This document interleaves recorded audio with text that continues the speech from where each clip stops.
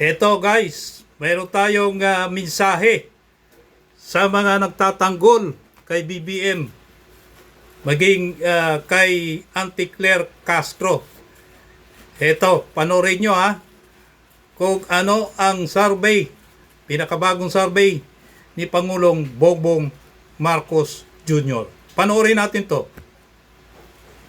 Ang paggulong ng impeachment trial laban kay Vice President Sara Duterte, mas mataas pa ang trust at approval ratings ang pangalawang Pangulo kumpara kay Pangulong Marcos Jr. Base po yan sa pinakahuling survey ng Publicus Asia. Lumalabas na sumadsad sa negative 27% ang net trust ratings ni PBBM habang nakakuha ng 28% approval at 26% trust ratings naman si VP Sara. At dahil dyan, may naniniwala naman ang isa pong ekonomista na matindi na ang pagkadismaya na maraming Pilipino sa pamahalaan sa harap ng isyu ng malawakang korupsyon at political accountability na hinihingi ng taong bayan. Report mula kay Eden Santos.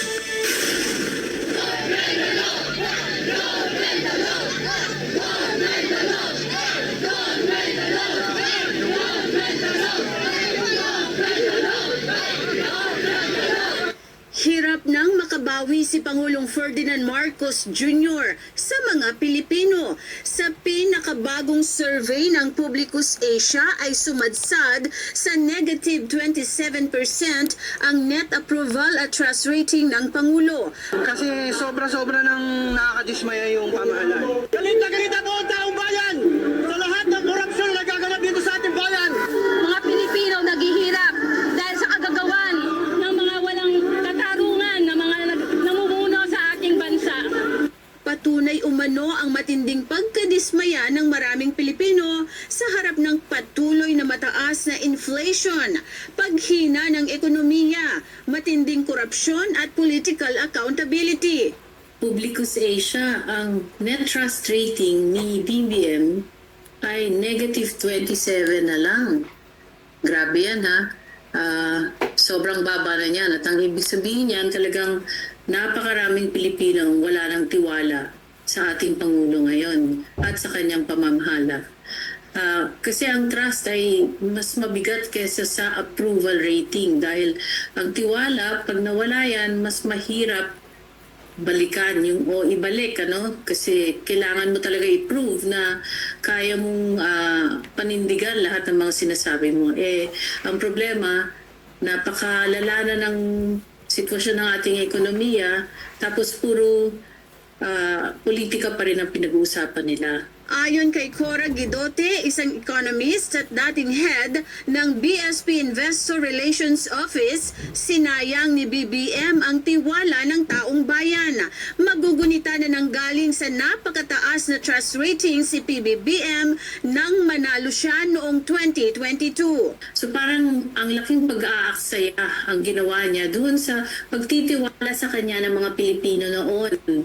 So kung ginamit niya yun para mapaunlad ang ekonomiya at malinis ang kanyang pagpapatakbo ng gobyerno, sana nanatili na mataas ang kanyang trust rating. Pero ngayon na nakikita natin na negative 27 na ito.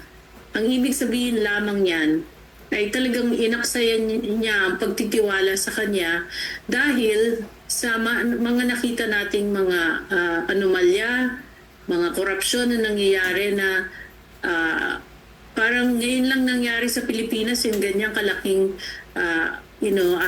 kalala na korupsyon. So yan, talagang malaking panghihinayang ang nangyayari at saka sayang talaga yung oportunidad na binigay sa kanya ng taong bayan. Pinutakti naman ng ha-ha-ha emoji ang website ng Publicus Asia ukol sa nasabing survey. May netizen na nagkomento ng congrats, tumaas na from negative 15 to negative 27. May comment din na negative 27 congrats dahil yan kay Clary Ring. Parang spaghetti lang, pababa ng pababa at marami pang negatibong komento para sa Pangulo. Ayan. Auntie Claire Castro. Sagutin mo ngayon yan. Ano na naman sasabihin mo? Sa July 27, 2026 ay muli na naman magsasagawa ng State of the Nation Address si Pangulong BBM. Ano na naman kaya ang kanyang ipangangako?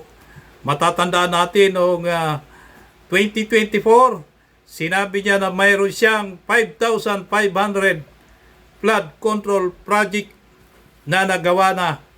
Subalit makalipas ng isang taon, noong 2025, sa kanyang zona, ay sinabi niya naman na mahiya naman kayo. Matapos bumaha at natuklasan na wala yung 5,500 flood control projects na kanyang ipinagmamalaki. Ngayon, magsasagawa na naman siya ng zona sa July 27. Ano na naman kaya ang kanyang ipagmamalaki?